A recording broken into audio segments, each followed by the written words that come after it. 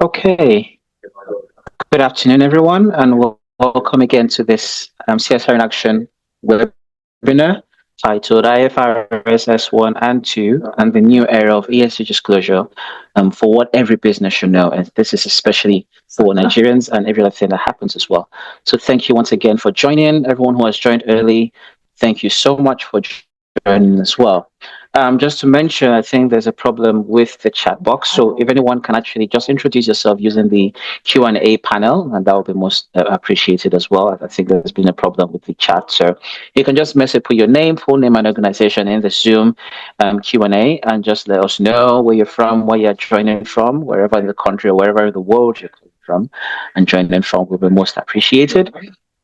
Feel free to introduce yourself, or we'll be starting immediately as well, but just to keep a view housekeeping as well. Please, again, don't forget to take screenshots and social media using the hashtag CSR-in-Action IFRS. So that's CSR-in-Action IFRS. And we're excited to actually know about your key takeaways and whatever you're taking away from this.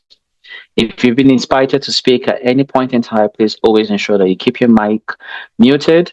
But if you have any questions and anything, also the host or the co-host of this program who are back end will be most likely be able to address whatever problems you may have as well. You can use the Q&A panel for sessions when the speakers who I'll introduce shortly start to speak. And also please note again that this session is being recorded. So for data privacy, just so that you know that it is being recorded and may be shared after the event. And again, so thank you once again for joining us. By great, first of all, I just want to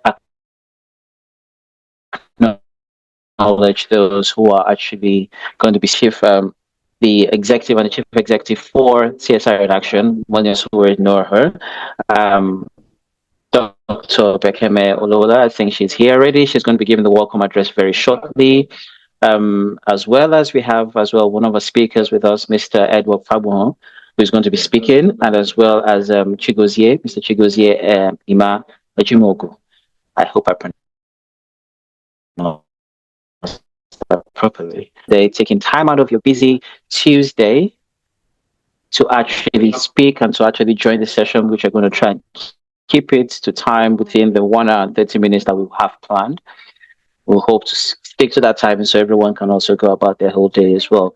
So thank you for joining. So as I go along to say, I will stop sharing my screen, and I will leave the floor and open the floor now for Dr. Bekeme Olowola to come in and join and give the welcome address. Thank you very much. Thank you very much, Dami. Can you hear me? Yes, we can hear you, yes. Okay, hi, good morning, afternoon, evening, wherever you're joining us from across the world. Thank you for joining us today. Let me start by thanking our speakers, Edward Fagbon, who's the Manager of Sustainability and Impact Reporting at MTN Nigeria. Great guy. I've known you for many years, has always been a supporter. Thank you for joining us today, giving us your time. And thank you to Chigozie Ejimogu, who is the Sustainability Manager at Verad Capital Management. I mean, as you can see, like times have changed. Now we're talking about sustainability. We're actually having someone who works with the financial services organization actually being a speaker on it. It just tells you how much the journey has evolved. And so on behalf of the entire CSR-in-Action team, I warmly welcome you to this pivotal webinar on the IFRS's Sustainability Disclosure Standards. And we're focusing on it as the new era of sustainability disclosure. I would say thank you for answering this call to action, really, on acquiring and sharing knowledge. You could have decided that you were not interested in finding out how this would impact you, your job, your businesses, but you've taken time out to be a part of this because, as you know, across the world, we are actually witnessing a profound transformation in how sustainability is reported. People, governments, seeking transparency, they're seeking accountability, they're seeking long-term resilience. And I feel like the release of the IFRS S1 and S2 by the ISSB, which is the International Sustainability Standards Board, is not just another regulatory development. I think it's a shift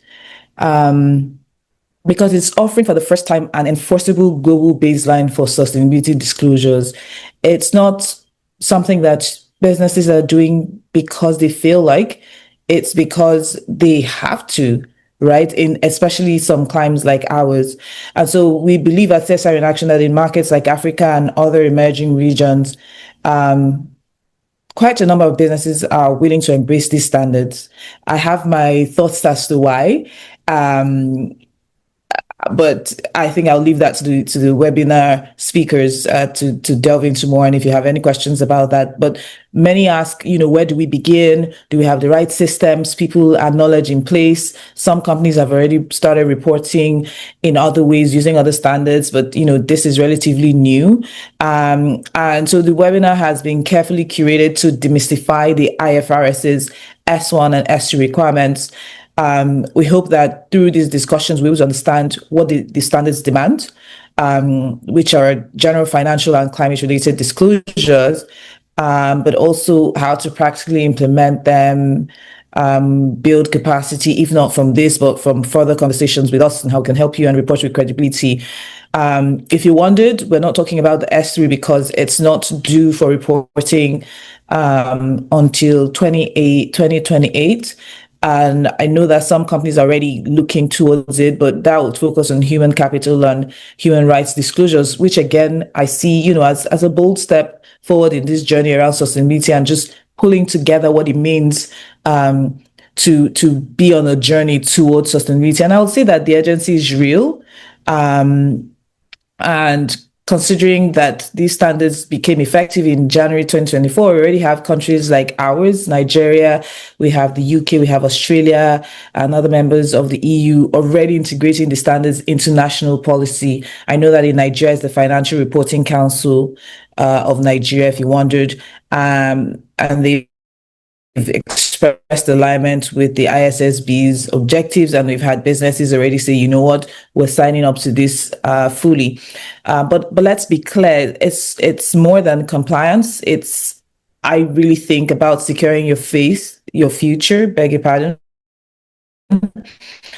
as a responsible business, whether it's IFRS or whichever standard you choose. Investors are no longer satisfied with just that talk about sustainability. Same thing with consumers. They're demanding reliable, comparable data to guide capital allocation and risk assessment. And I think that you would not believe that it was me having this conversation if at this point I didn't introduce my beloved GRI into the conversation, because this is where we start talking about the intersection of IFRS and GRI. Because where IFRS focuses a lot more on financial materiality and climate related risks related to the bottom line directly, GRI focuses on impact materiality, dual materiality, how the organization affects people and planet. And I think when combined, they offer a powerful holistic lens, balancing enterprise performance with stakeholder needs. And so let me just reiterate that at CSR-in-Action, we're not just hosting another webinar. We are, as we've been doing for the past 14 years, almost 15 in November, we're mobilizing a movement towards a new era of reporting that inspires trust, improves decision making, and drives impact. And so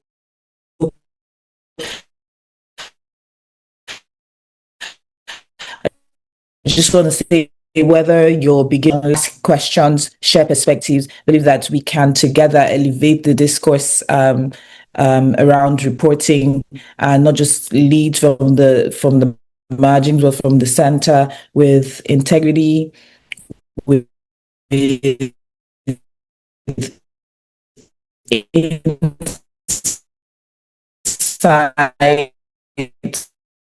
and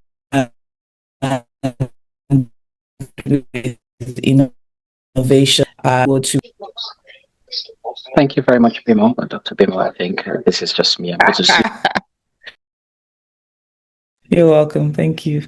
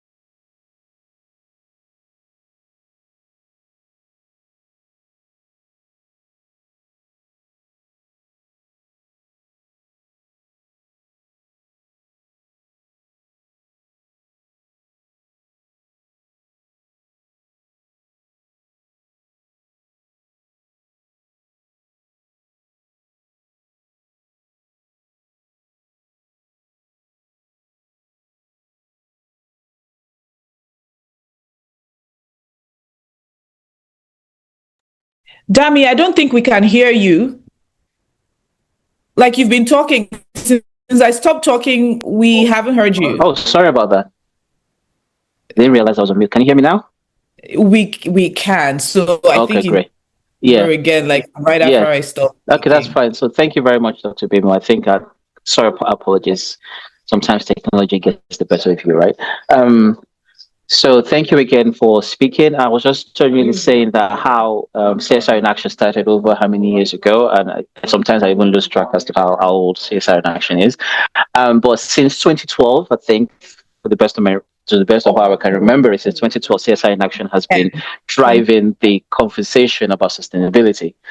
I think that was about that year, and driving that conversation about sustainability with the GRI training and every other thing. And businesses were very much skeptical at the time. It felt like you had to twist someone's arms to be able to, to be able to actually say, "Oh, come and do GRI training or come and train about sustainability." Yes, and CSR in Action has been in existence since 2010. And 2 years after that, sustainability, the drive about sustainability became very much key. And I can remember, yeah, very much an older teenager. And I can remember how this conversation had been pushing. And over time and over the years, it came to open up and open up and open up. And the GRI starting to actually take its place in Nigeria when the then Nigerian Stock Exchange, now the Nigerian Group Exchange, actually joined in with the conversation. And then everything just changed. And now we have here the IFRS. So without much time to waste, I'm going to then introduce the speaker for the next session. But before I do that, just a quick reminder, if you have any takeaways and any questions from this, please ensure that you do put a question, whatever question you have as he speaks, you put it in the Q&A panel, and we'll most likely attend to it during the Q&A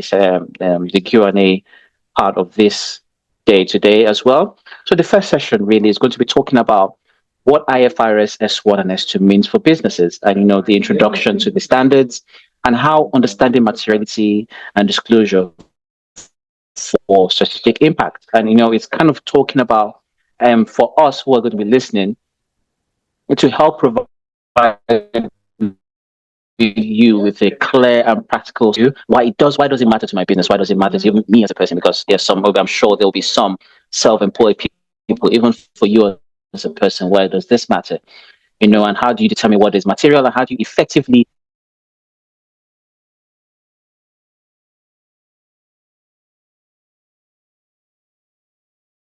to speak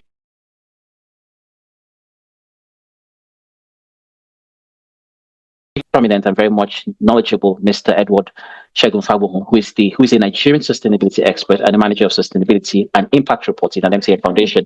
And my first interaction with him was, I think I remember what year it was, when he did the GRI training as well with CSR-in-Action. But he has over 16 years of experience. He specializes in data analytics, market research, customer intelligence, and corporate sustainability. I mean, who was to be better to speak than this? And he holds an MBA from the Ahmadu Bello University and a BA in business management from the University of Sunderland.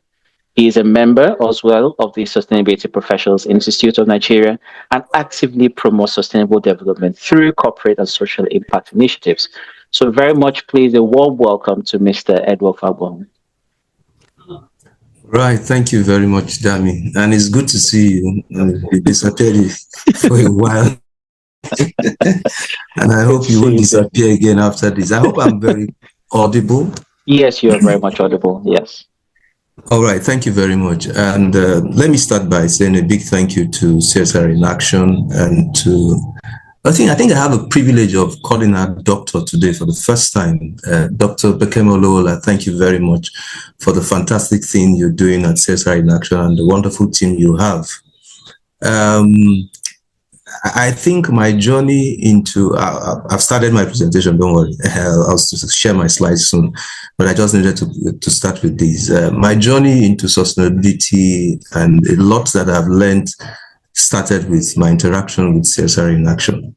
So, Dami, I think you are more an expert in this than I am, and Dr. Lola too, because I think I remember the trainings we had, the exposure through the trainings we had at CSR-in-Action. And it's been a very wonderful journey. over time, getting to learn about sustainability. Now, sustainability is not pretty new, but for some of us in this part of the world, it is, I think, relatively new, and we're learning every day just to get better at it. I'm going to share my slides now. Initially, I had some technical issues, very unusual, but sometimes technology can disappoint you. And just about to share my slide right away. Just 1 minute. And if you can help me from your end, Oriofe, I think I shared it with you also, if you don't mind, since I'm still struggling with technology here.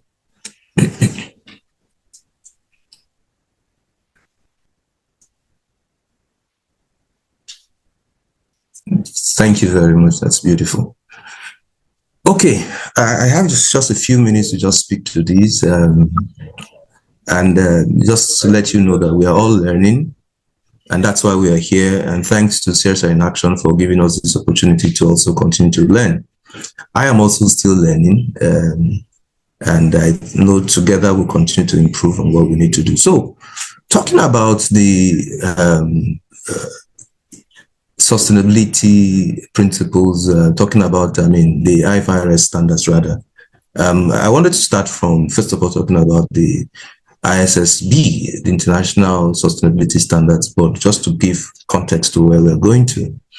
The purpose of it is actually to empower capital market participants. So increasingly in our world today, you find out that people are more interested in how organizations are being run, how people run their businesses.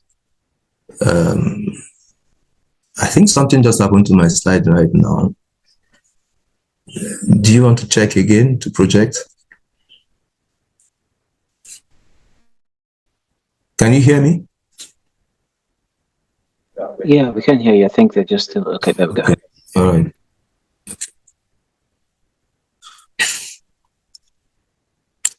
Okay, I think I'm back. All right. Thank you very much. So just speaking generally about the ISSB, trying to provide some kind of guidance to how organizations run their businesses from the pillar of the ESG, environment, social, and governance. And then we have the IFRS, that's International Financial Reporting Standards, which sets accounting standards for financial information, and while the ISSB develops sustainability reporting standards. Now, in the past, I remember when I was in school, we used to do what we call X-raying financial reports of organizations. Organizations at the end of every financial year would issue out financial statements, showing you what their scorecard is and all of that. But things have evolved. It's beyond just sharing financial statements now. And so that's why the sustainability element is part of it right now. Next slide, please. So I'm going to speak about these shots, and then I'll go into the MTN story and how we've been able to get into fully getting involved in the IFRS S1 and S2 standards. So it's a new era for us in Nigeria, of course, and I know that a lot of organizations are still trying to decide whether to be early adopters or not, or to begin to practice some of these things. But I think it's very important, and it's also going to help us in the long run, So the IFRS has S1 and S2, which we're all used to now, which we're also speaking to about today. And the S1 speaks generally about the requirements that you are needed to disclose, that's sustainability-related financial information. So it talks about the framework of disclosing material sustainability-related financial information, information around governance, strategy, risk management, metrics and targets, and enables stakeholders to understand the company's sustainability journey and the ethical practices. More than ever before, a lot of people, particularly investors, are interested in knowing how ethical an organization is. So you don't want to make investment in organizations that are doing things that are not ethical. So that's why it is very important. Then the S2 is more around climate-related disclosures. How is your business impacting our world, impacting the climate?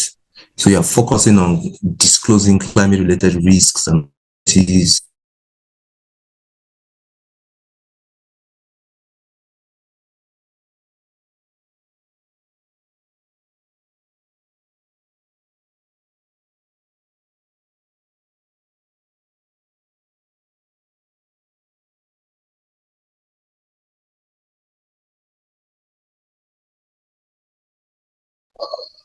Okay, I think Mr. Edward is having a bit of network issues, so we'll just give him a few minutes while he tries to reconnect, or get his network back on ground.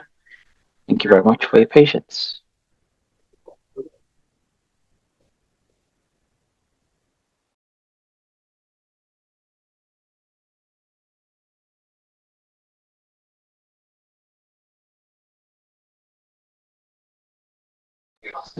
While we wait, I think we'll just go into a. I'll just think.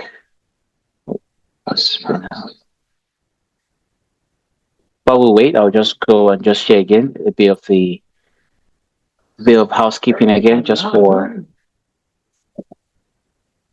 remain remembering what housekeeping is again. Once again, just a few of the housekeeping. I think while we wait for Mr. Brook to return, please again, you can type your full name and organization in the Q&A panel. Unfortunately, it seems like the chat is a bit off today. So type your full name and organization. Some of us have already done that and must have received a welcome. We'd love to just know who is in the room. Feel free, again, you've introduced yourself, some of us already introduced yourself. Please, as Mr. Edward is speaking, maybe you can take some screenshots as he speaks and just hashtag, on social media, Instagram, Facebook, Twitter, wherever is your more convenient platform. And just hashtag CSR-in-Action, IFRS, and most likely someone have on ground to just respond to that as well. And we're excited to actually see what you actually take away from this today. Again, keep your microphone muted. And for any time you have any particular questions for any of the speakers, please just put your questions down. And maybe at the end of it, say for whoever the speaker is. So be say, for example, if you had, well, how is IFRS going to happen today? And you say a question for Mr. Fagbonho or Mr. Chidioke, whichever the case may be. And just to remind us that this session is being recorded. This session is being recorded and obviously will be shared or may be shared after the event. So while we still wait for Mr. I want to join back, I know it's a big bit of like. So maybe if that's the case, what we're most likely going to do for now is I think Mr. Edward is having some serious problems. So we'll have the second speaker comments just for now, and then we'll go across and see how by the time Mr. Fagbon comes back, we'll most likely go from there. So we'll have the second speaker comments, and we have Mr. Chigozie Ima Ejimogu. I honestly hope I'm pronouncing this properly, but before I go ahead, he is going to be speaking about. From policy to practice. So yes, it's one thing to have a document right in front of you, but it's another thing to put it to practice. So which is where he's going to come into place. So how do you integrate this from this framework and the standards into your core business reports and operations? And how can you build capacity for the IFRS S1 and S2 reporting? And Mr. Chidioke, he's the head of sustainability for Vero Capital. He's a sustainability and impact professional with experience in financial services, very much and energy industries. He is a certified multi-skilled professional with varied experience and expertise across pillars of sustainability, which is most likely what many people know, ESG, and operating at the nexus of impact and climate, including climate finance and gender, with over 12 years, that is very much key, of broad and cross-industry hands-on experience in private equity industry within Anglophone West Africa and FMCG, as well as oil and gas chain. He holds a Master's of Law, LLM, from the University of South Wales, which is a prominent university in Wales, and a Diploma in International Environmental Law from the United Nations Institute for Training and Research. So please help me with a warm welcome to Mr. Chigozie Emma Ijimoku. Please, you have the floor. Thank you so much, Dami. Thank you for the kind words you have used for me this afternoon. All right. I'd like to say a big thank you to CSR-in-Action. I've been a silent follower of CSR-in-Action. Actually, I have come across a lot of people that have passed through this great organization, have been empowered with knowledge, and today doing well. So I would say big kudos and big congratulations to CSR-in-Action, and well done for all the things you are doing. All right, so I'm delighted to share my own experience, my own perspective within the few minutes I have. I've been around in this space for a while. I've worked across industries. So what I will be speaking today on will just primarily be the experience I've gathered over the years practicing sustainability. Let me quickly share my screen. Please just let me know once you can see it.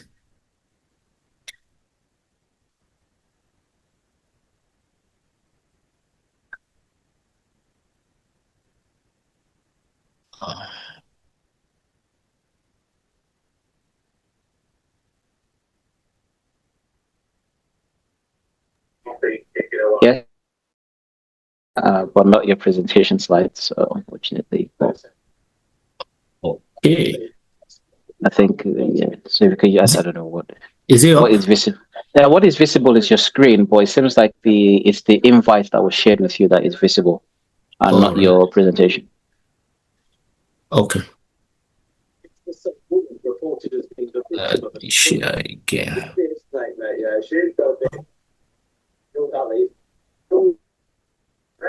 Yes, is it up? this is your presentation up. Yes. All right. All right. Thank you so much. So, once again, thank you for inviting me. I'm very, very excited to speak about sustainability because that's my primary area of assignment all the time. So the topic I'll be talking on is from policy to practice, integrating IFRS S1, S2 into core business reporting and operation, and how businesses can build capacity for IFRS 1 and 2 reporting. With permission, I would like to do a little amendment to this title. I would just say integrating IFRS S1 and S2 into core business operation and reporting. I would like to bring business operation first before reporting because that is the background of the perspective I'll be speaking on today. I will focus on I'll focus on the operations. I'll focus on the organization, the business first, before we now come to the reporting side of things. All right, so just few agenda that we'll go through. I will quickly do an overview. I think Mr. Edward has started to do a great job on just to establish background on IFRS S1 and S2 before the technical problem came up. So, but I'll just emphasize key point, and then we'll move on. I will also do just brief summary of key drivers. What are the motivations? Why should organizations, be worried about sustainability issues? Why should they have interest in it? We'll just touch on a few things.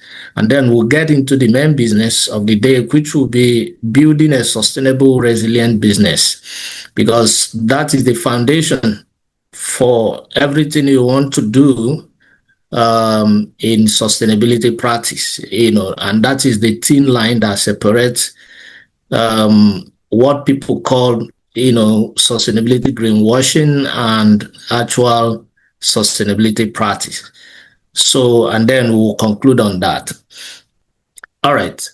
So please, at any point, I'm no longer audible, call my attention, please, because I'm afraid the technology seems behaving today. I cannot imagine. Yeah, that's fine. We'll let you know. Yeah. All right. So now, just few points on just to corroborate what Mr. Edward has already started to say. Few points on ISSB standard. What is it all about? Sustainability is, just the primary objectives of this standard. Of course, I believe a lot of people followed through during the early time of establishing this standard. Is a global standard. Primary objective, to tailor information to audience needs and to generate information for better decision making. Of course, it is investment focus. I think the formulators of the standard, the primary objective is to ensure that investors have the right information that can enable them make commercial decisions, and also be able to establish a global baseline of sustainability disclosure. Of course, before this time, we know that there are a lot of standards, it's multiplication of standards here and there. So this standard has done a great job, to bring a whole lot of those other standards together.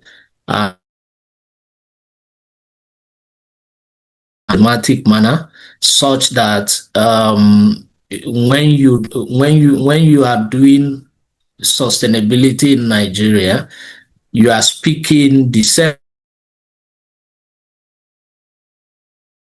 Oh dear. Seems like we've also lost a second. Seems like network is really having a field day today. Okay, he's back. Hello, Mr. Chigozie. I think we lost you for a few seconds there. As well. Yeah. So I think one thing that could help is when you're sharing your screen, you could just turn off your video. Maybe that would reduce the network bandwidth being used. Okay, that would be fine.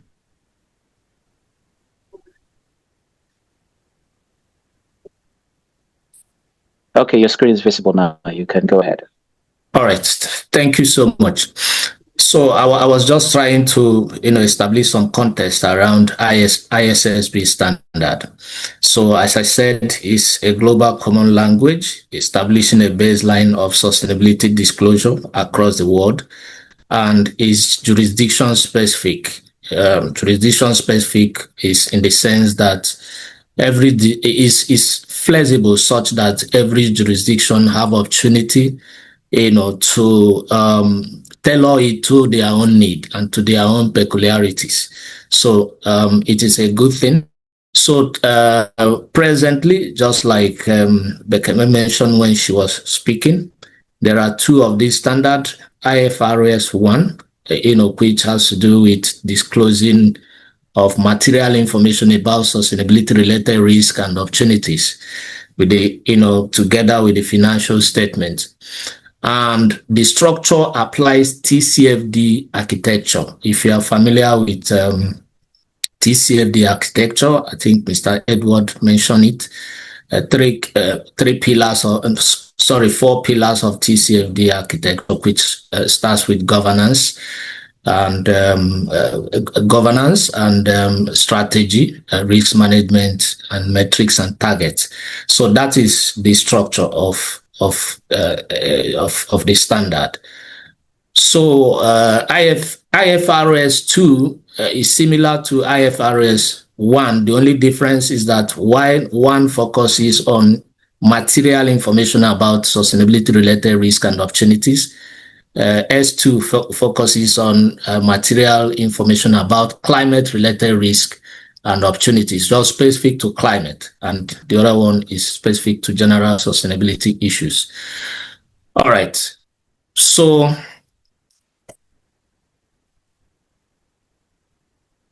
Now, just for us to establish some key drivers, what are the motivation, for organizations to get into sustainability practice? Why should they worry? Why should they get involved?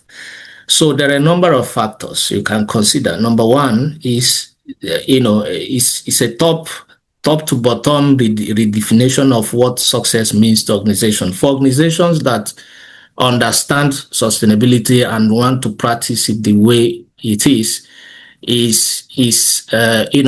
when I come across people express concerns about how to integrate sustainability into core business operations, see it as something new to the organization, how to convince people, how to get buy-in of management, and how to get people, tag along the sustainability practice within the organization.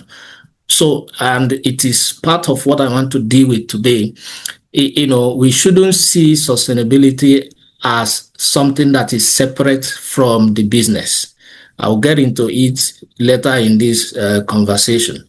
So that is one of the reasons why organizations, feel reluctant in launching all out into sustainability practice because, and I speak from experience, a lot of organizations, a lot of CEOs, managers, we see it as a distraction, because a businessman always wants to focus on his bottom line. He wants profitability. He wants to hear stories around he can, maximize his business financial performance, how he can make profit, expand. So coming to talk about sustainability, he sees it as a distraction because he thinks it has nothing to contribute to his bottom line. So, but then the only difference is that if you approach sustainability issue as something that is add-on, something that is separate from the core business operation, then you have a problem, And then the next issue here is issue of climate change, because it's become existential threat. Everybody is witnessing the risk and even the impact, the negative impact of fast changing, weather and climate around us. Is no longer something that, we read in literature or something we read in magazine or is here with us. We can witness the issues, extreme weather conditions, extreme torrential rainfalls, high temperatures in certain regions of the country, and even on the worldwide fires, and so many other challenges that affect people and also affect businesses and have the potential to affect the economy of a country, of a nation, and even the world. So the other one is, global economy and government. Before we used to talk about the focus used to be around GDP, jobs, inflation. Of course, now there is an extension, jobs, inflation to GDP plus quantified performance available to businesses, stakeholders, and citizens. Presently, business stakeholders are no longer focusing on profit alone. They are also focusing on how you make the profit, because a lot of financial statements that are posted here and there with humongous profit, if you dig deeper into how those profits are made, you will be surprised to see that environment and people work conditions must have been, sacrificed to subsidize the business profitability. So that is what has been happening. I give you an example. A company that has employees that their conditions are poor, they are not paying the right wages to their employees, they are shortchanging them, they compel them to do overtime without appropriately rewarding them. What are they doing? At the end of the year, they come up with a financial statement that that has a lot of profit, a lot of commercial advantage to them. What they have been is basically subsidizing the bottom line with people work conditions.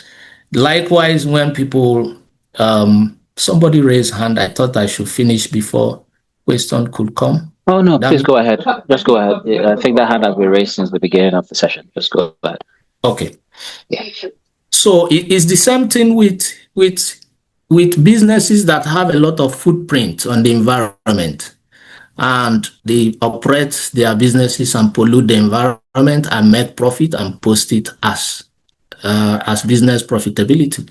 So all of these are issues, that people now are asking questions about. Investors and key stakeholders are asking questions. Yes, you make profit. How? Is it at the expense of the people? Is it at the expense of the environment? Is it at the expense of the obvious inequality that we experience within our society? So all of these are issues, and then sustainability also supports the reputation of a business. So if you're able to demonstrate leadership in sustainability, that adds to your organizational reputation. And then you're able to influence and prepare for public policy shift. Of course, in the face of risk, in the face of climate-related risks ravaging countries and around the world, you don't expect government to just sit back without doing anything. So government will respond to issues of climate risk, environmental pollution, degradation, and so many other things, deforestations, biodiversity loss, name them. So governments around the world are responding to these issues with policies and laws and regulations, which one way or the other could affect business. So that is one of the motivations as well.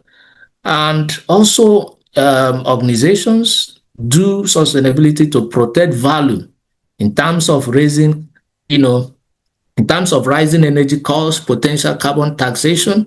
Of course, in Nigeria, we have Climate Change Act. In that Climate Change Act, one of the provisions is carbon taxation. It has not been implemented, but someday it could be implemented.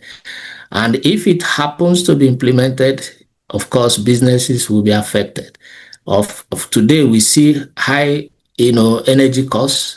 Most businesses in Nigeria today are struggling because of energy costs. You see a business spending 35%, 40% of its total revenue to generate power and energy for operation. So all of these are existential issues. So when we talk about sustainability, we need to bring it home, to our everyday life, just to appreciate how it's evolving and how it's affecting, businesses around the world. No need to. The statistics, of course, is replete in publications on the benefits of practicing sustainability. Mounting evidences, find that companies who take an integrated approach to climate and environment outperform their competitors. So there has been research. Many organizations and agencies have done research and established that this is true. Okay, so we get into the main issue, which is building a sustainable business. And I would like to start with this quotation from the Secretary General of United Nations. It says, sustainable organizations are fundamental to achieving sustainable development goals. So the question here is, what is sustainable organization? That is where we need to pay attention in this conversation. That's my approach. That's the perspective I want to share. You cannot successfully engage in IFRS S1, S2 transparency disclosure without being a sustainable organization. A sustainable organization is the bedrock, is the foundation upon which you can now report, you can now disclose how you are managing material sustainability, risk and opportunities, how you are managing material sustainability, climate risk and opportunities. And being sustainable organizations means that you are deliberate, you are intentional about sustainability. There is commitment. And it also, it also linked to what I earlier said about, about being about commitment of an organization to sustainability and about having sustainability as part of the core, an integral part of the core business operation. In fact, I would say it should be part of the culture of every organization so that it is not something that is treated in the sideline. Once you allow sustainability to be a subject that is mentioned only when compliance issue is required, or only when a fund is to be raised, or only when you're approaching an investor, it then means you are part of the group of organizations that have not actually realized the changing dynamics. So being sustainable organization is the key to engaging with the IFRS 1 and 2 sustainability reporting is a key. So another quotation I have from UNGC says, organizations that follow or are committed to advancing the purpose of sustainable development, thereby meeting the needs of the present without compromising the ability of future generations to meet their own needs. So these are just different quotations from different parties trying to describe what sustainable business is all about. So I will dwell on this building sustainable business. I'll dwell on it, based on 4 key pillars or 4 core ingredients of sustainable business. Number 1 is principle. So under principle, you have principled prioritization. I will explain this later. You have goal setting. You have integrating through incentives. And then we have people. And then under people, we have building an inclusive and representative workforce, leadership best practices, empower your employees. And then you have transparent and open communication, and under it, you have fostering transparency, feedback mechanisms, monitoring and improving. And lastly, you have innovation and collaboration, which has to do with having innovative mindset and leveraging the ecosystem. So these are the 4 core ingredients of a sustainable business.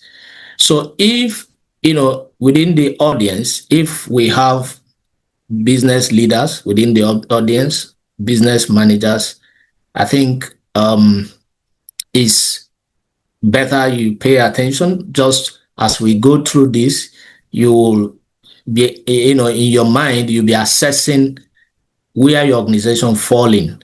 Because if as an organization, if you're not able, to incorporate this core ingredient and be able to operationalize them within your organization, you will struggle in implementing the standard. You will struggle in operationalizing or implementing the standard in terms of sustainability reporting or disclosure. You will struggle because, I tell people about sustainability reports and people seem to struggle with it. And we have a lot of reports that are not grounded on facts, that are not grounded on sustainability facts.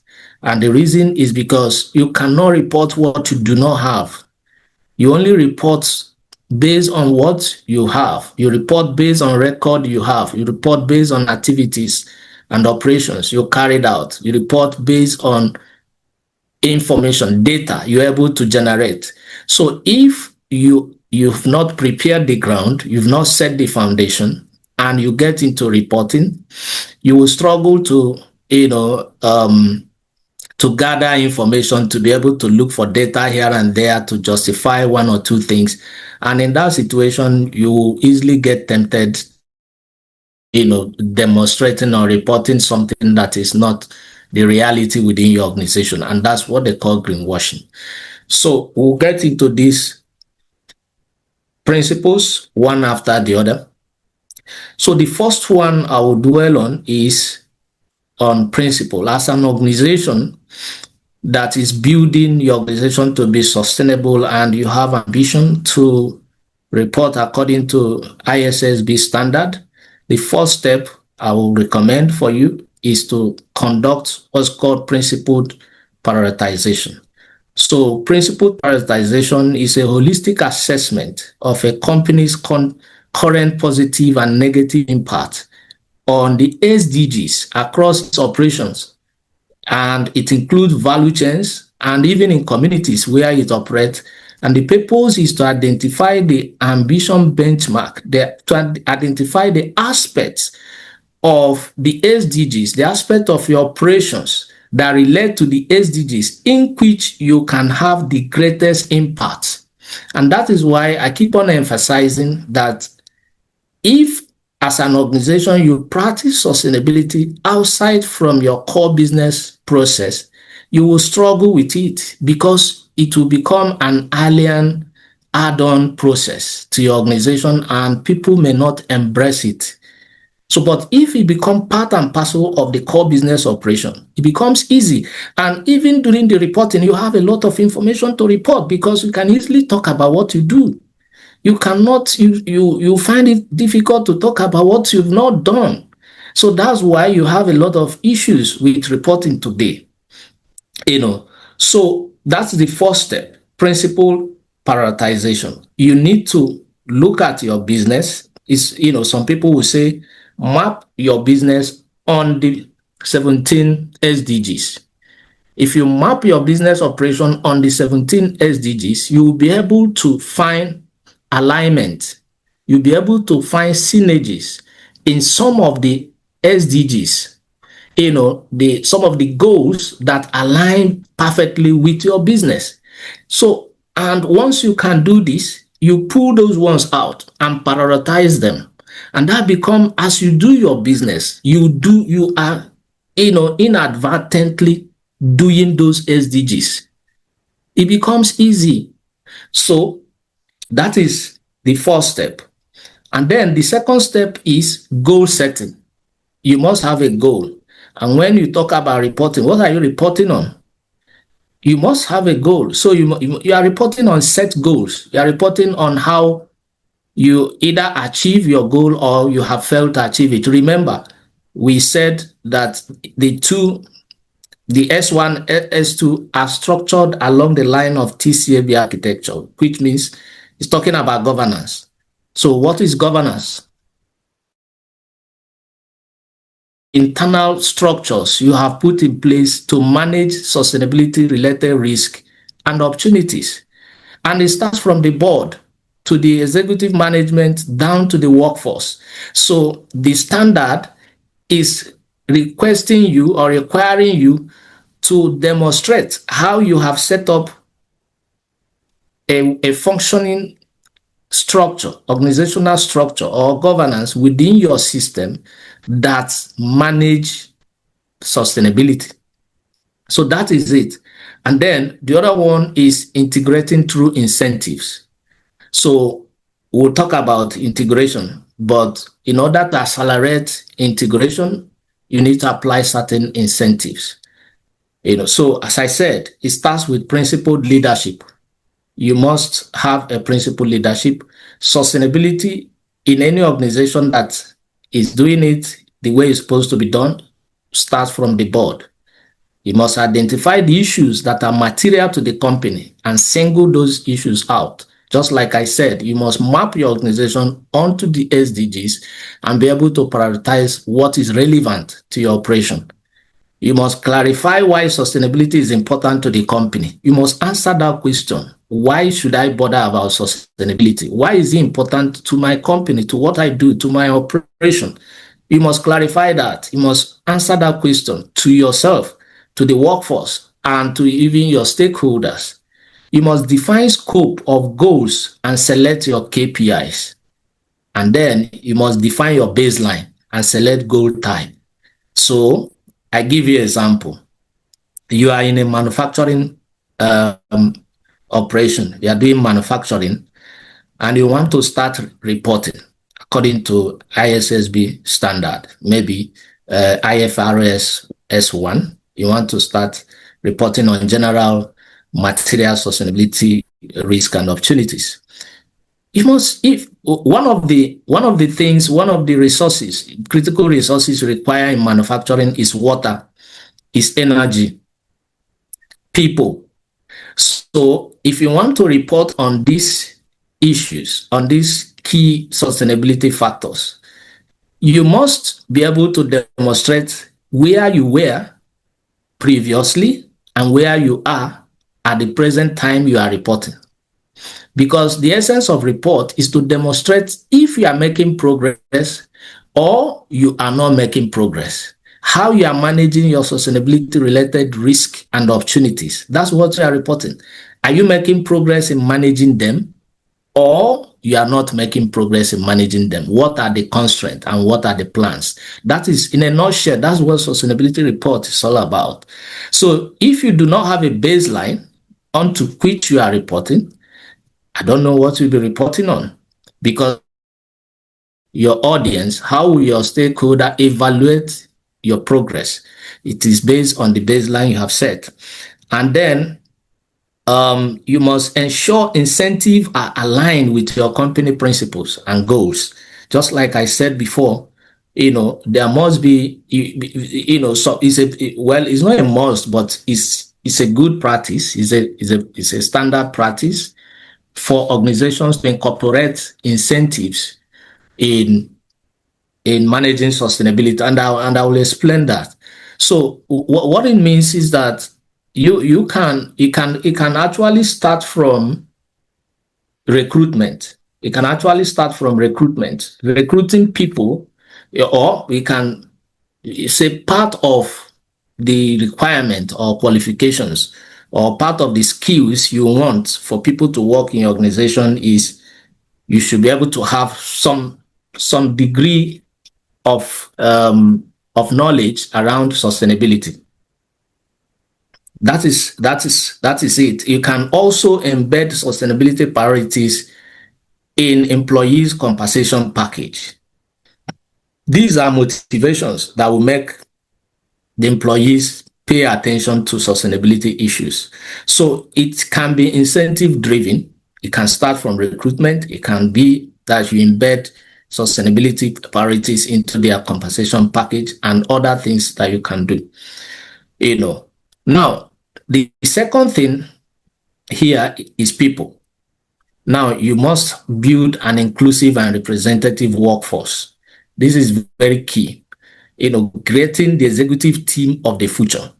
You cannot be talking about sustainability when you do not have a team that have the right mindset and the right skill, to do sustainability. Because sustainability is not the business of whoever that is dedicated to manage sustainability within the organization.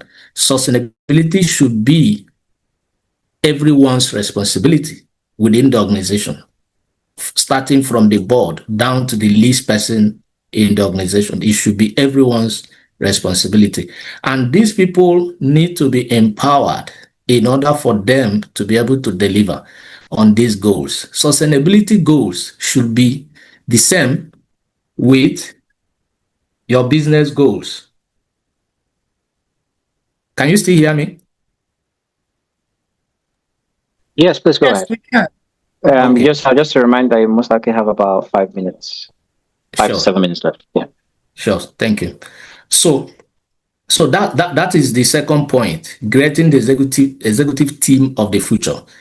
And of course, effective teaming, communication, decision making, and prioritization are essential for the team to drive culture, because I mentioned before that sustainability should be part of the organization's culture.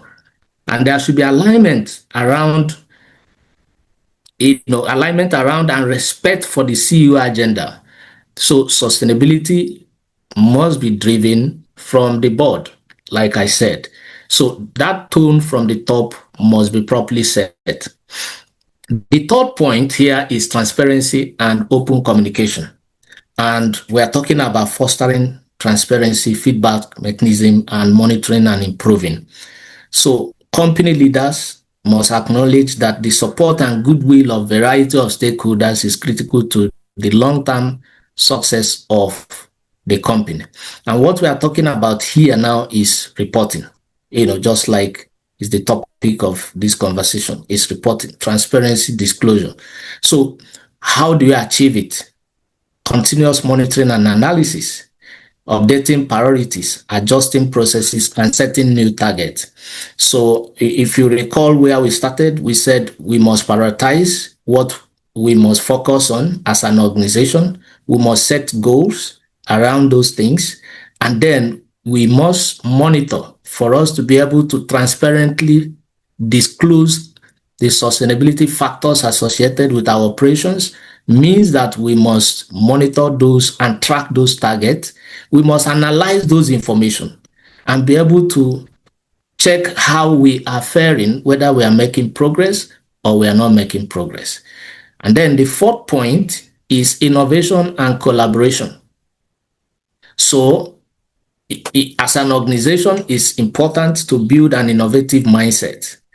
Embrace innovators' mindset, tackling business challenges in line with the SDGs required mindset, which is to embrace innovation and new technology.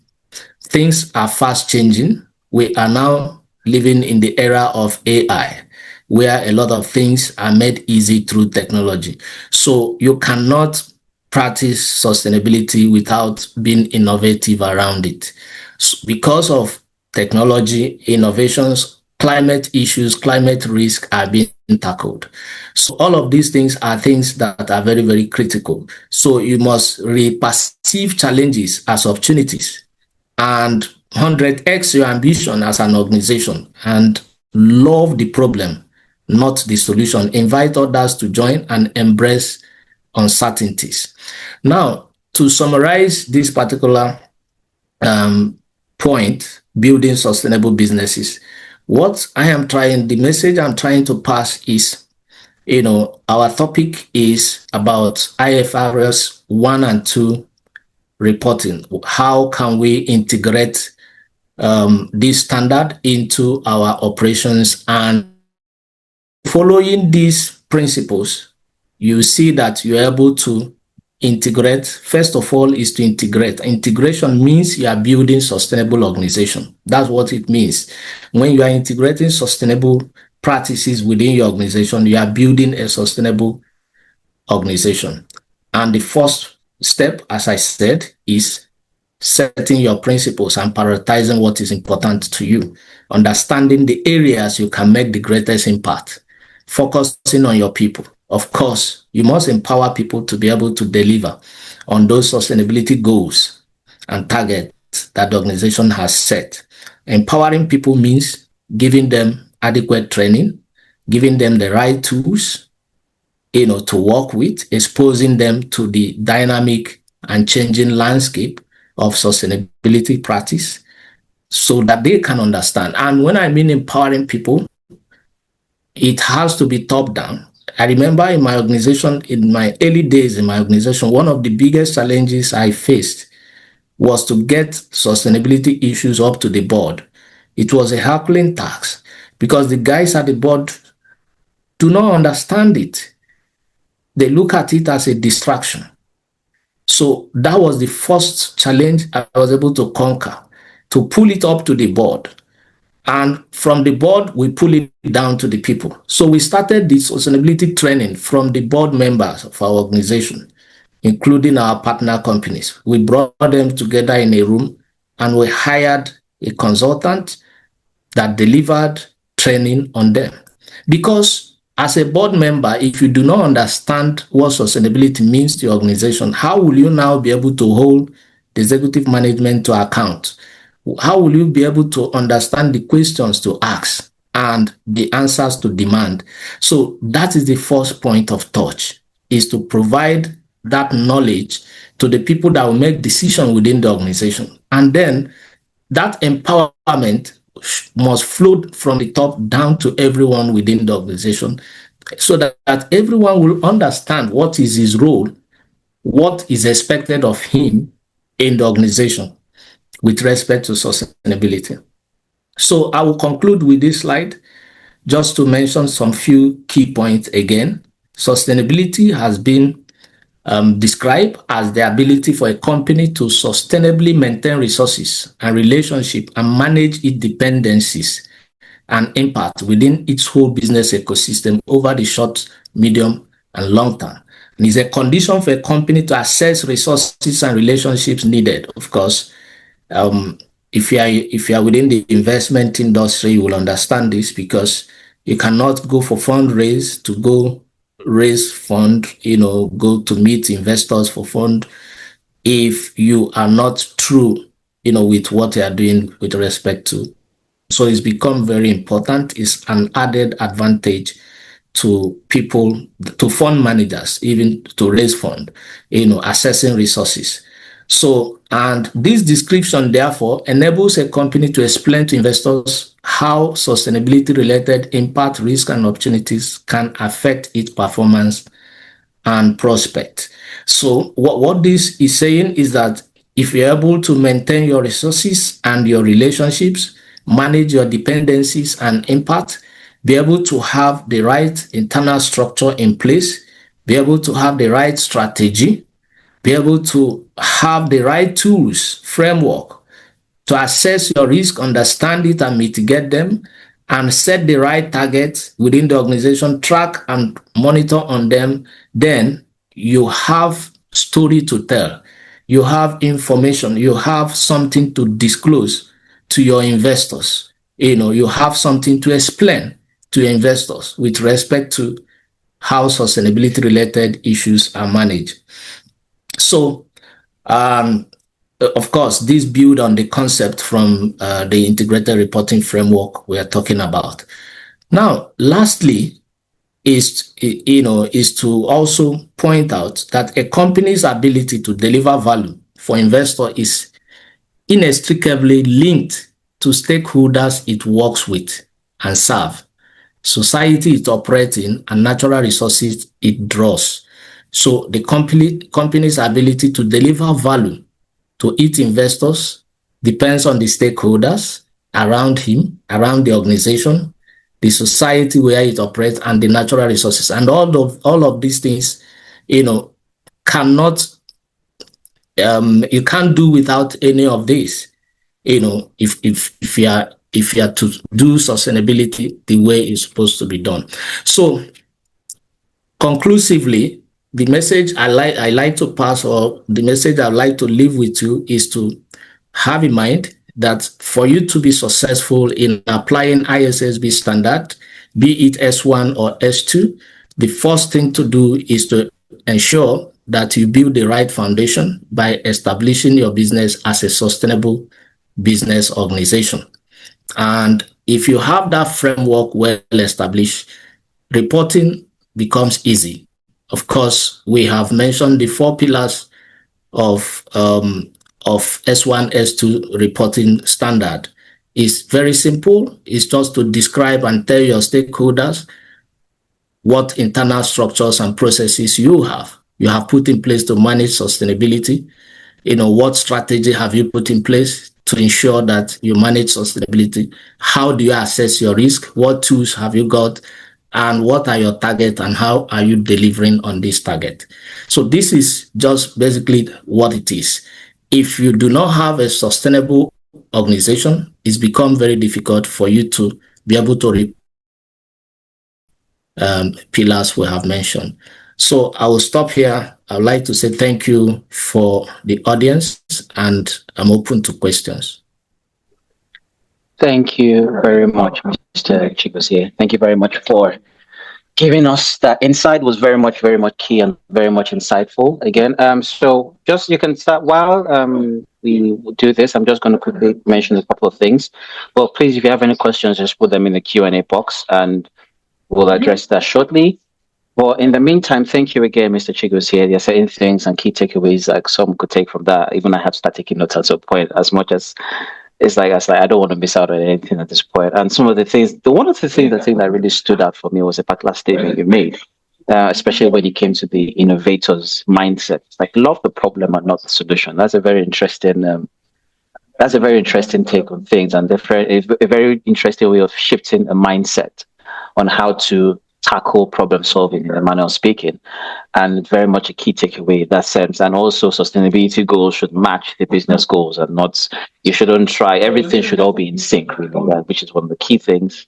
And sustainability should be part of the organization's culture, not just a top, not rather than a bottom up kind of position, but it should be a top down position. And even should actually be both ways, the top or the bottom informing the top, and the top informing the bottom, and everything most likely go with that way. So thank you once again, Mr. Chigozie, with that regard for your presentation. If any questions, please do have those to put them in the Q&A box. But in the meantime, unfortunately, Mr. Edward has had a few challenges, network challenges, and is unable to return to the meeting. So what will just happen is that I will most likely just do a brief presentation of analyze what he was just going to go through with, especially with his case study for MTN Nigeria, which is I'll just quickly share my screen with that and just show what he was just going to present at the end of it all.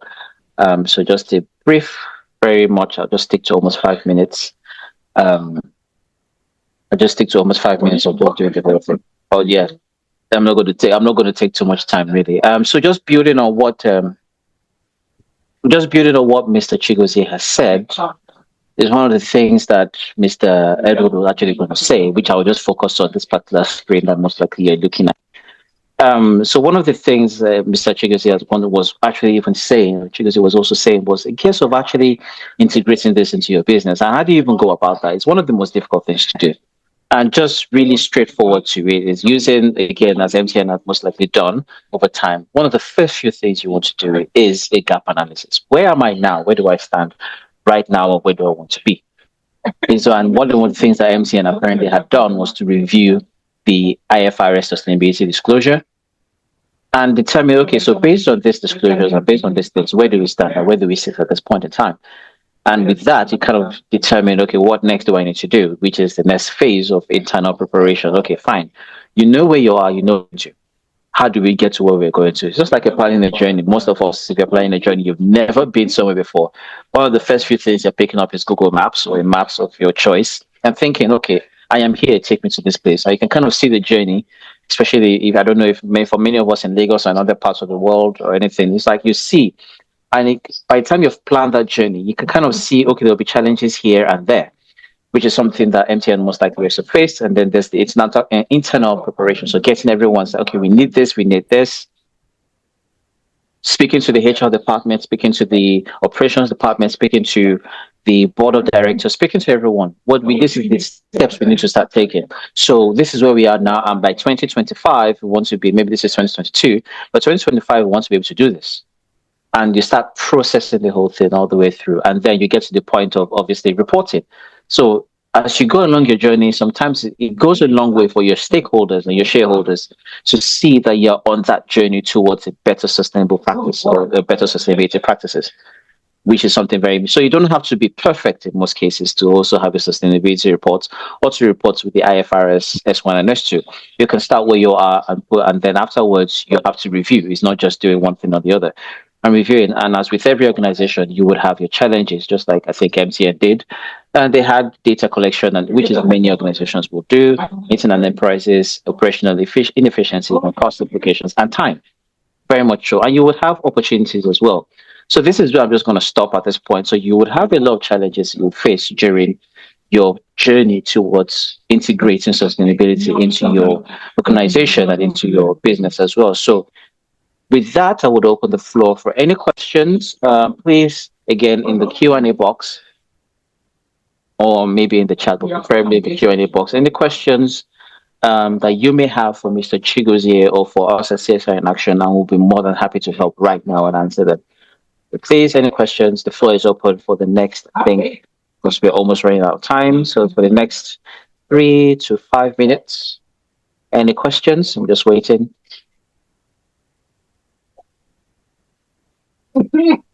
We'll give it at least 1 minute to wait for anyone. If I don't get any answers or any questions in 1 minute, I'm assuming that everyone is all well and good.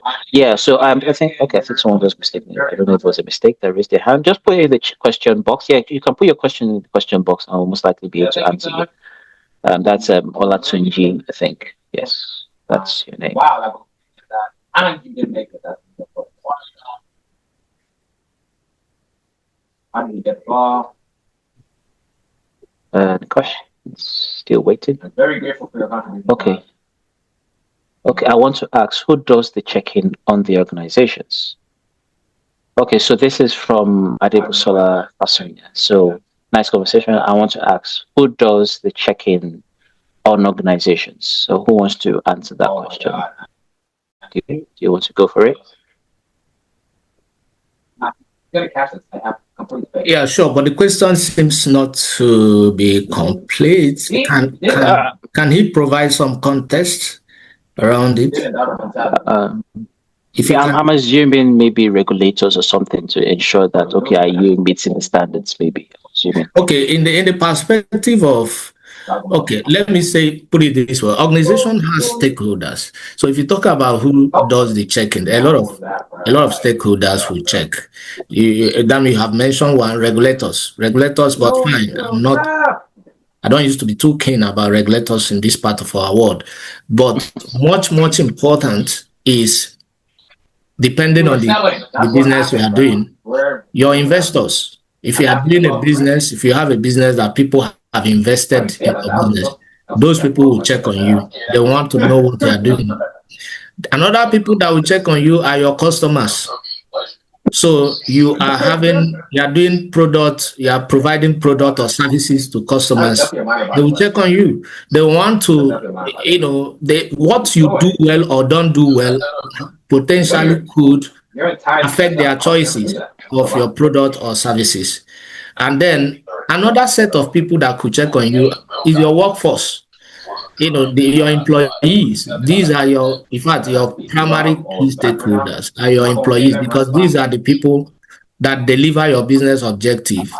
So if they don't have future, if you don't run your organization to ensure that talent are sustainably maintained within your organization, then they will check on you by giving you resignation every now and then. So if you are operating within an industry such as ours, where talent is the greatest asset we have, you will struggle with getting talent that can deliver on your business objective. So so in general, we call them stakeholders. So there are different, diverse stakeholders business itself. Yeah. Okay, thank you very much. Thank you. I hope that has been able to answer your question. I think we'll ask that question again. Adebusola, I hope that has been able to answer your question with who does the checking organization. So we have a couple of more questions. One of which is from Harry Udo. He says, do you see a role for CSOs in the sustainability conversation in Nigeria? CSOs, that's and CSOs and NGOs. Yes. Yeah.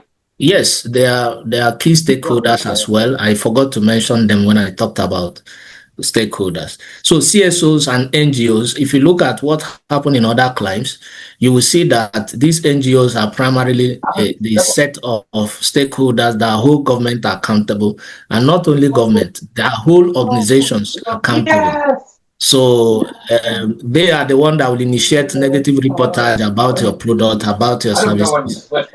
So very key. CSOs are also very key. They play critical role.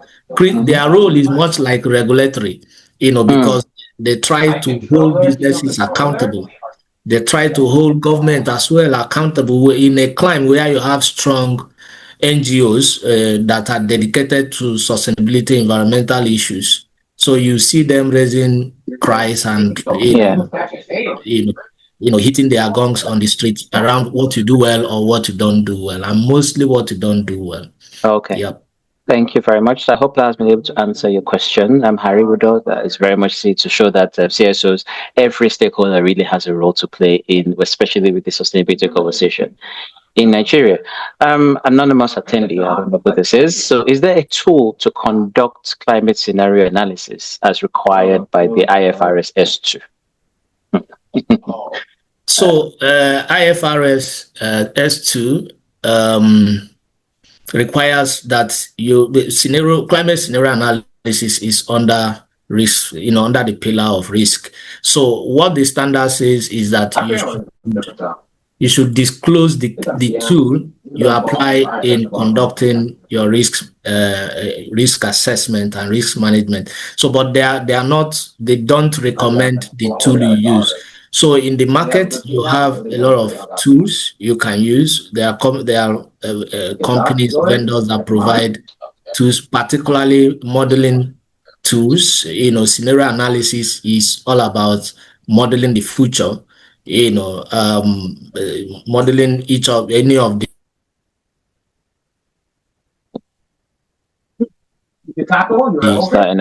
how business fare if the world continues in a trajectory of 2.5 degrees C, and how your business fare if the world continues in the trajectory of maybe 2.3 or 2.25 kind of. So it's a kind of modeling the future and trying to understand how your business will cope in such a future.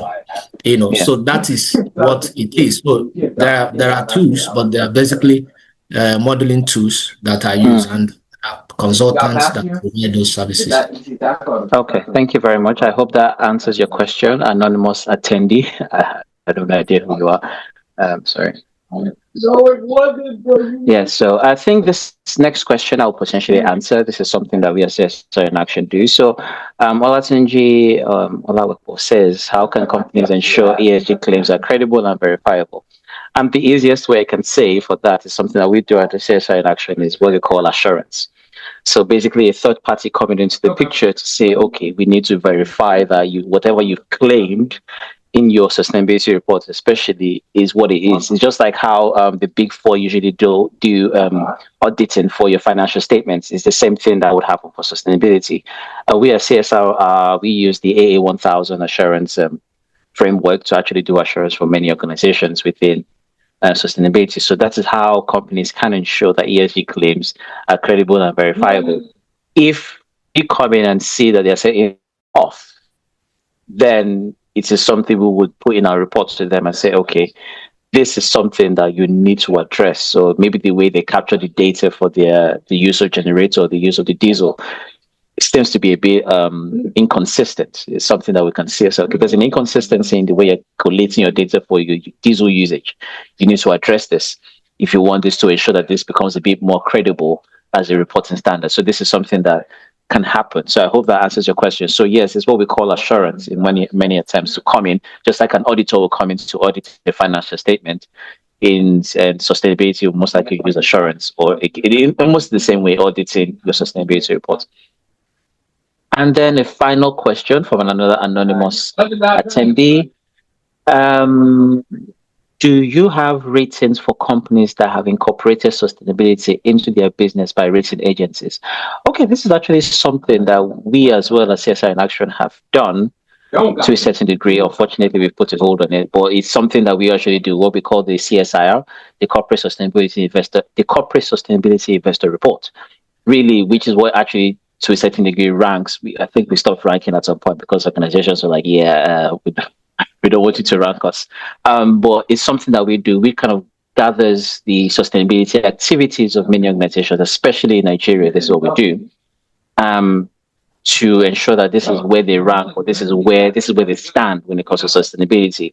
So we have certain metrics like maybe human rights, environmental issues, governance. I think it's metrics that we have, or metrics that we have that we use to measure how organizations within Nigeria especially rate or rank or rate within sustainability. This is something that we have a CSR-in-Action, but at the same time, do you have any other options, or Mr. Chigozie, for something that might have existed somewhere else that you may be aware of? Yeah, so there are ESG rating agencies all over the world, but I'm not sure we have an indigenous, aside from just what you just said, about CSR in action. I haven't seen any indigenous agency that is doing sustainability rating, but there are international agencies. A lot of them do sustainability rating. Obviously, the financial market, obviously these agencies support financial markets, particularly people that invest publicly. So before you commit your fund, you subscribe to any of these agents. I'm just trying to remember some names. There are a lot of them. You can subscribe to any of them, and they can provide you ratings, also help you in your decision making. So the answer is yes, there are agencies that carry out sustainability ratings, but I haven't seen it still yet to properly develop within our ecosystem. Okay, thank you very much. And the final question for today from Olaide Ali is the adoption of these IFRS a requirement that an NGO organization must adopt now? Yeah, very good question. So, from my own view, I would say, so far as you are an organization, so far as you are an organization, you have moral obligation to disclose how you are managing issues, factors associated with environment, climate, around your business. It's just like who monitors the monitor, because we said NGOs also, they are monitors, they are like regulators as well. It's much like saying, because you are a regulator, you don't need to be regulated. So if you are a monitor, you operate you operate a business, you are running an operation. What it means is that you are spending resources. You are using natural resources, you are using fuel, you are using water, you are using people. So you are an organization. You have obligation to report, to disclose to your stakeholders, and also as an NGO. Some NGOs receive money. They receive donations from foundations, from different investors as well. People that there are charity organizations. There are also foundations that support these NGOs to carry out specific activities and actualize specific targets within a society. So you owe your funders, those people that provide your fund, you owe them a duty, to disclose how you are managing your sustainability aspect as well. So the answer is big yes. As an NGO, you have obligation to report, even though nobody will compel you, but it's a business ethical obligation to report. Thank you very much, Mr. Chigozie. And that rounds up the question and the Q&A session today. Thank you again, Mr. Chigozie, for your time. Thank you to everyone who has been here. It's been a very much insightful session, I'm sure, which is for everyone. Thanks, someone has even put in the chat. EcoVadis is a sustainability rating company. Yes, EcoVadis is a sustainability rating agency. Yes. Yeah, correct. Yeah, so I think that answers the question for as well. So there are a lot of them, like you've mentioned, and it's essential that we go away from here with the idea of beginning to start this conversation from wherever you are. Take that start with integrating sustainability into your business, into your businesses and into your business operations, like Mr. Chigozie had rightly tried to say. It's like, first, before you even start reporting, you must first it must first be into your business before you can even say, okay, let me report on it. And just like you had said before. So once again, Mr. Chigozie, thank you so much. And Mr. Edward as well, in his absentia, who couldn't, unfortunately, for network reasons, make it today. So thank you. And thank you to all our attendees. I wish I could name everybody by name, but thank you all for attending. Very much grateful, and thank you to Dr. Bimo for actually, and CSR-in-Action for hosting this today as well. Just on a final note for everyone here today, some of us who joined early must have seen the video playing, but that video will most likely be played again. This just as I round up today, just a final, so you can stay on just to watch this video. This is the Earth Woman documentary that was carried out by CSR-in-Action a couple of years ago. This video will be played, and you can listen to, you can watch it. And what this video shows is highlighting, how domestic violence has been very much prominent in most of the regions of the oil and gas states. Very much, as much as oil and gas has been very much the driving force of Nigeria's finances. There are so many things that happen in these communities. One of us know about the oil spills and effects on livelihoods as well.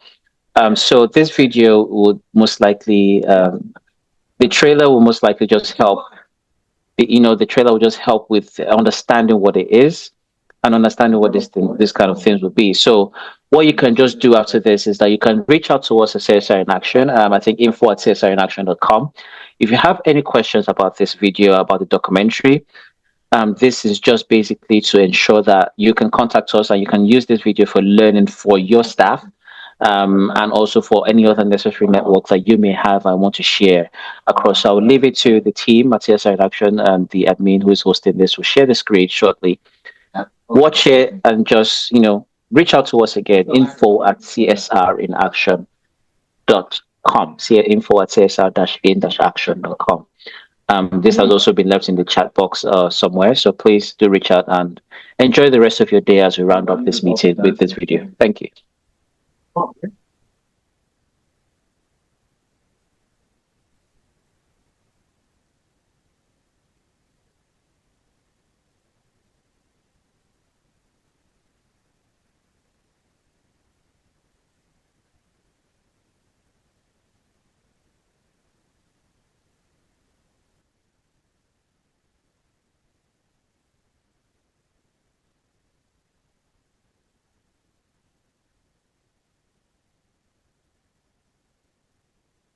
The Nigerian extractive industry is very critical to Nigeria as a country because, for instance, the oil and gas industry is responsible for over 70% of our revenue as a government. There's a lot of conflict in the regions that these minerals come from. And these rural people, as they're called, host communities in oil and gas, face a lot of challenges as a result of the insurgence of businesses into those communities. Whether it's water, whether it's oil, whether it's gas, as long as extraction means you are bringing something from below the surface of this earth, you are bringing it up maybe through a mechanical method or whatever, or through even manual method, or to bring that thing up. And that process always have a kind of impact generally on women. When the thing change and all these things become scarce is when this oil spillages started. Women use palm produce as source of income. Women use palm produce as food for the family here. Women feed the family because we are farmers. We are the users of this land. So saying we can no longer use this land, where we get our income, where we get our food, we are highly affected. Bove etakoi, mbo a odu, mune dito. Mboko ne koge imudoma. Mboko daga we boko. Alo zakam. Alo zakam ine. Mboko daga. So bobebo. Ake bo erara nge kwake tamu adoma. Kobe biga. Beda toka mangi. Gasi agu abana. Boko ndike. Ya mba. Bobe burabo.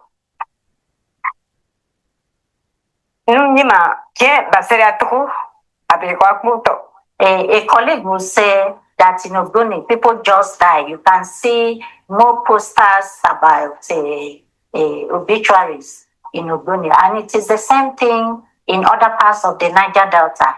Right now, the UN said the life expectancy is at 47 years. That is low. So we breathe in polluted air. We eat polluted food. We drink polluted water. The research was conducted at the University of Port Harcourt Teaching Hospital to look at the spermatozoas of male that are resident in Port Harcourt, and it was found out that most of the male residents in Port Harcourt have structural abnormalities of their spermatozoa. Simply put, they cannot impregnate their wives. Unfortunately, we live in a society where infertility is always blamed as on the woman as being responsible. But issues of infertility is 50% women, 50% males. People were starting saying that I did not conceive for him. That was the reason why he's beating me every day. After beating me at times, he also acts of sex. Which in that process I do not have the mind to do it. And you still beat me again. This day started from 5 in the morning. And I stopped beating 4 in the evening. I decided that very day that instead I lose my life, let me go.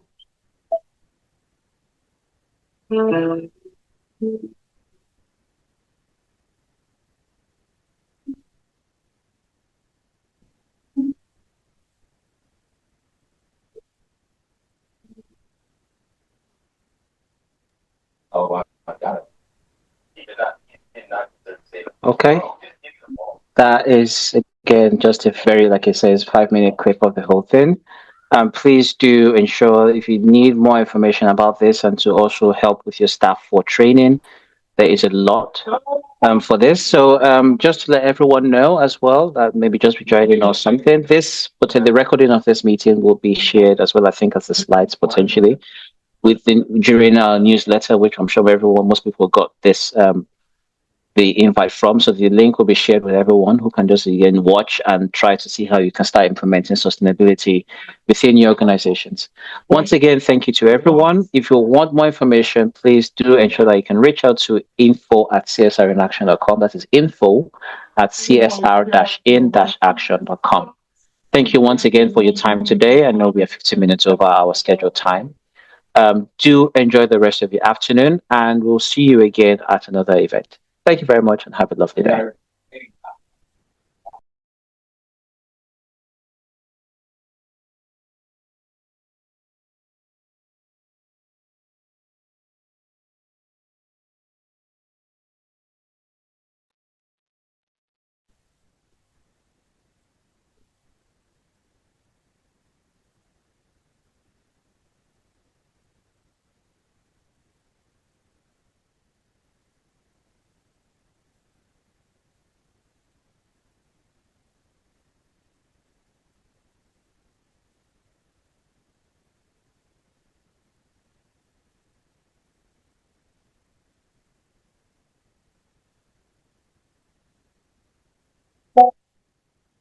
The Nigerian extractive industry is very critical to Nigeria as a country because, for instance, the oil and gas industry is responsible for over 70% of our revenue as a government. There's a lot of conflict in the regions that these minerals come from. And these rural people, as they're called, host communities in oil and gas, face a lot of challenges as a result of the insurgence of businesses into those communities. Whether it's water, whether it's oil, whether it's gas, as long as extraction means you are bringing something from below the surface of this earth, you are bringing